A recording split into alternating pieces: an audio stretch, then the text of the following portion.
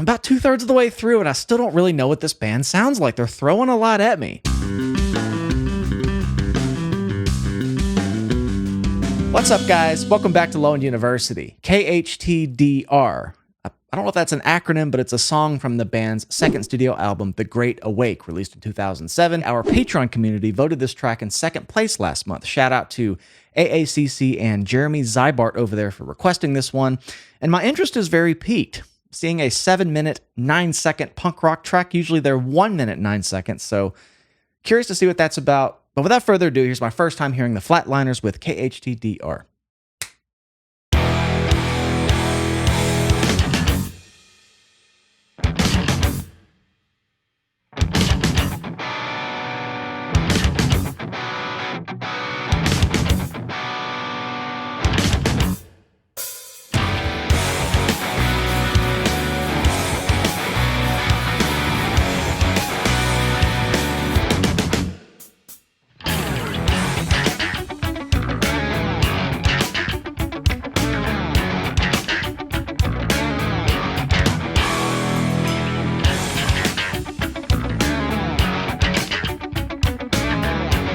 This is interesting. I'm really digging it, actually. Okay, a few things up front. It has the setup of a longer song. Like, longer songs like this, when they're going to be exploring this longer narrative, musically, even lyrically, they just have a slower setup. It's not right to the point. So I feel some of these themes being introduced, whether it's really intentional or not, but they're just throwing a lot of things out there, a lot of rhythmic, tricky stuff.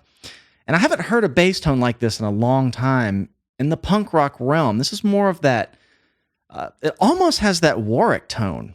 Bridge pickup heavy, it's kind of thin, nasally, and punchy. That's more of a jazz fusion-y kind of tone. You don't hear that in heavier rock stuff. It's usually P-bass and weighty and more scooped. So I really like that variety. I'm going to go back to the beginning and just let it go a bit further, but just wanted to call those things out. I'm going to try to get my tone in the ballpark. I think I can get this one sort of close. Sounds like we're in standard tuning at least. Okay.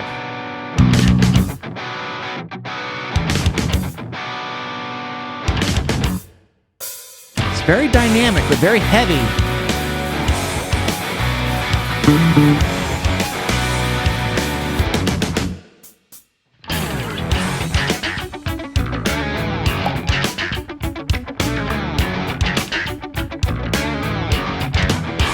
Cool.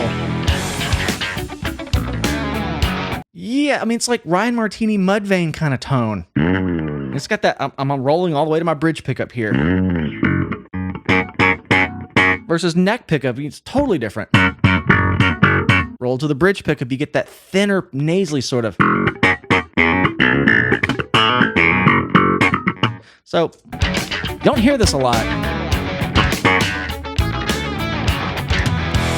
That's gotta be a Warwick, or something similar.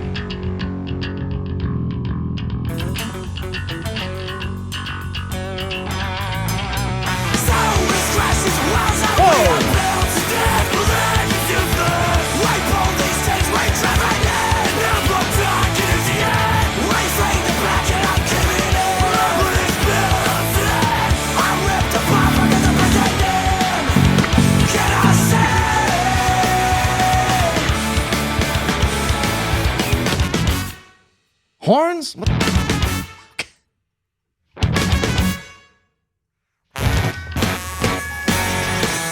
This confession of the hollow bleed until it's end. For you ever see the beginning? My throat is dried out, much like my patience, and your nails are digging in.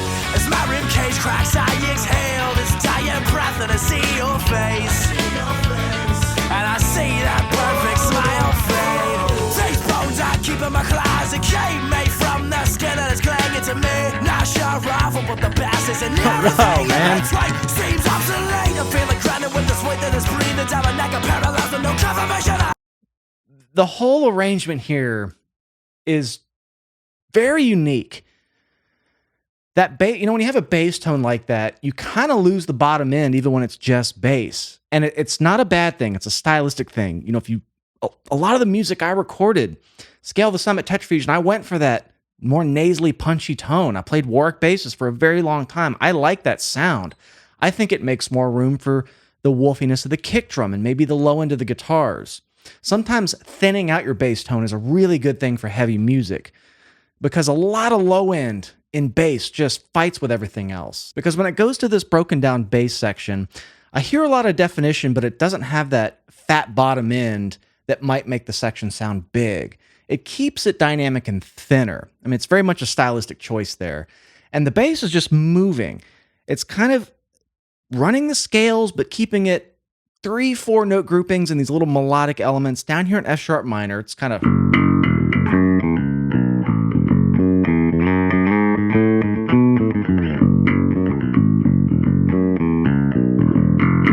just moving around. I want to kind of hear this little broken down section. Came made from the skin and it's clanging to me. Not sure rifle, but the bastards and everything in between seems. Ooh.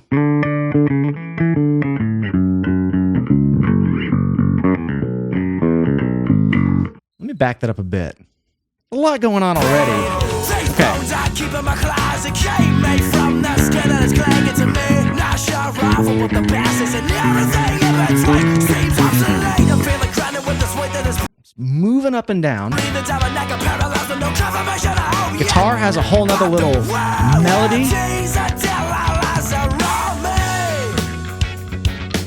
With this bitter taste ripping off of my teeth, my bloody hands rubbing too concrete. I'm glad that I'm a reasoning. Now wash your syllables aside. For good measure, this time I smile until my teeth are rotting gums, until I lose my fucking mind.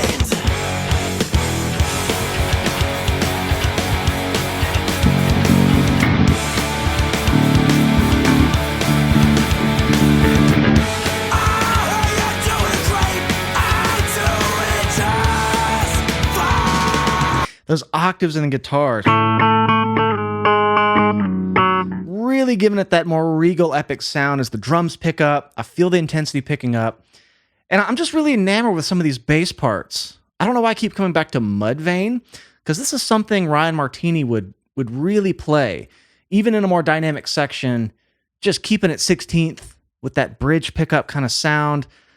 I haven't heard this voicing bass-wise in a punk rock song really ever. Maybe a couple bands leaned into that sound, but cool pick. And I still don't know what to make of this stylistically. I hear a bit of ska. There were some horns that just seeped in for a minute. It's got some reggae guitar stuff, but then it's got this metal progressive thing. The whole introduction had this big sweet overture type of setup. What an interesting track. And I did see that this closed the album. So I'm curious of the context of everything else. It's picking up steam here. Let's keep it moving. It's a lot to unpack.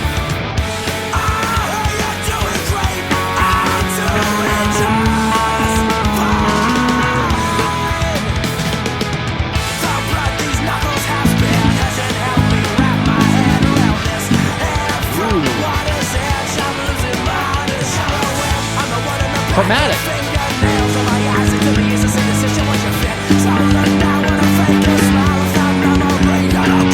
Wow.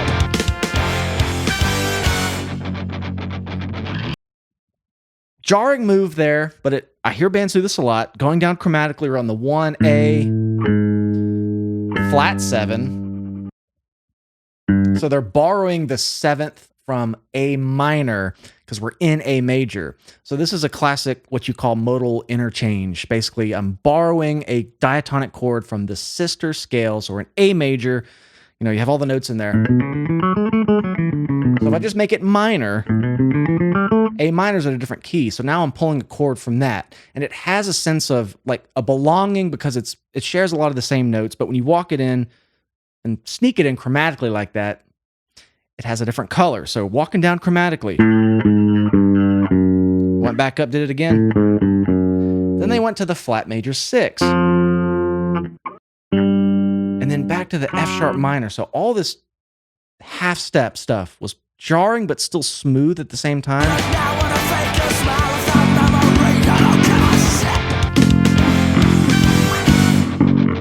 Back to where we started.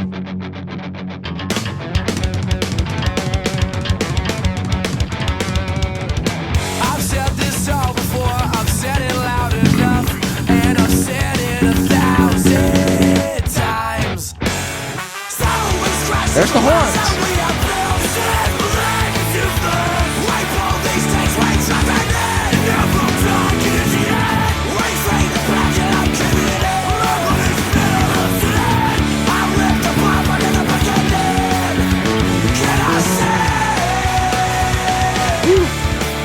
Nice vocals there.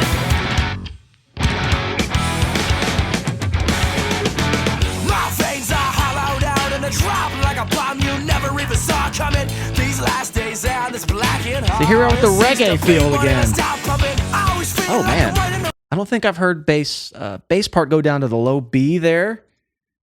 That jumps out now. Never even saw coming. These last days and this black and hard. It ceased to be. Okay, playing a 5-string. I'm getting data.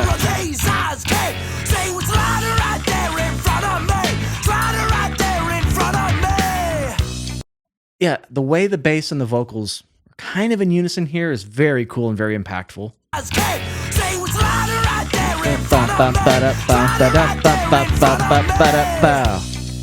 Dig that. And these walls are crumbled to the ground, and the sky is red and it's coming down. I'm about 2/3 of the way through, and I still don't really know what this band sounds like. They're throwing a lot at me.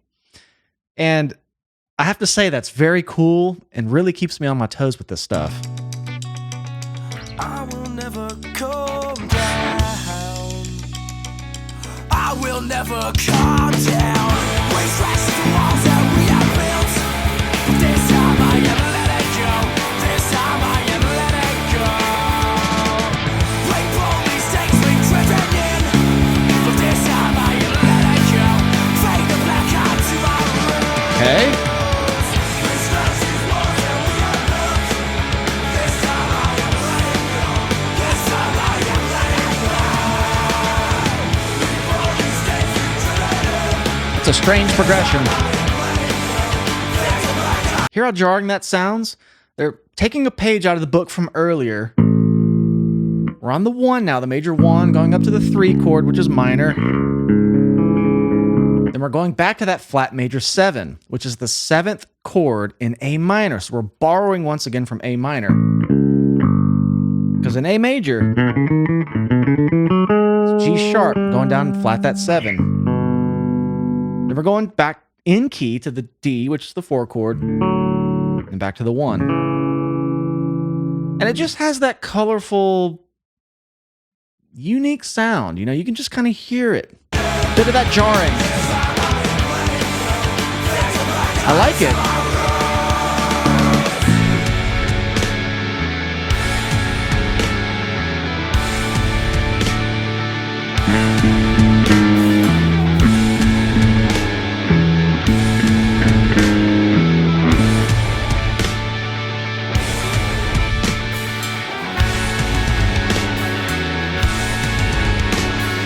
The horns have just been kind of sneaking around in the back there. Give me more.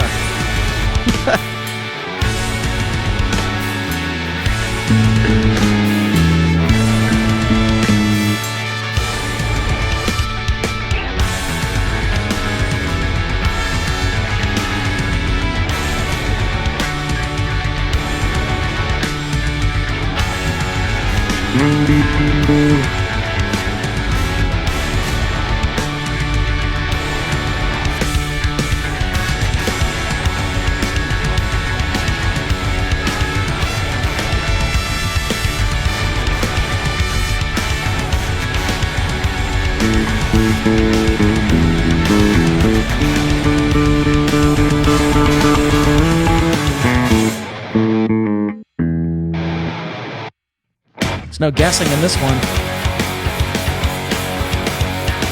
Back to where we were. Okay.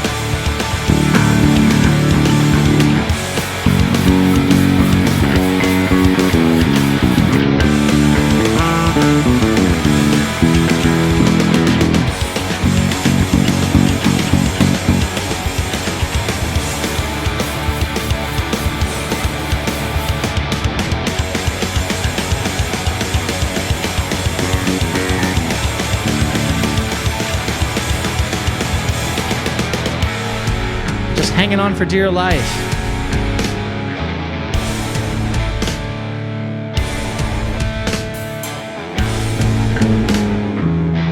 They wrote on this a bit earlier.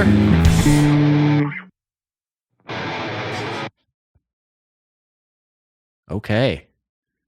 What a puzzling song that unfolded like a puzzle would.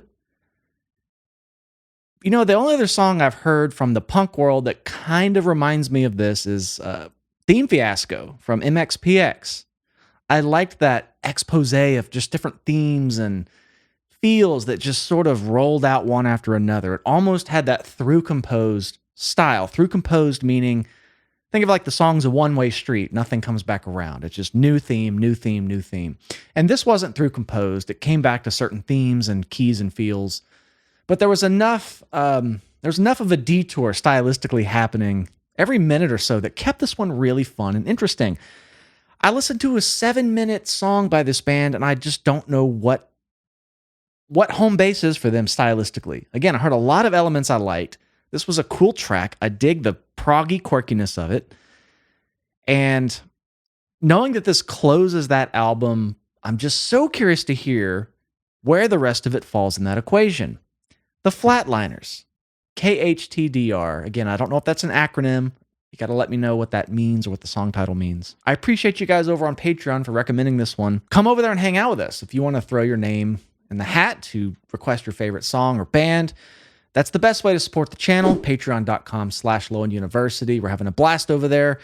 We're almost at 900 members. I am so grateful for all of your support, and I would love to have you over there. We're having a great time. We do full albums every month. Please come check it out. And if you enjoyed this video, please like and subscribe. It really helps the channel out. I love you all, and we will see you in the next one.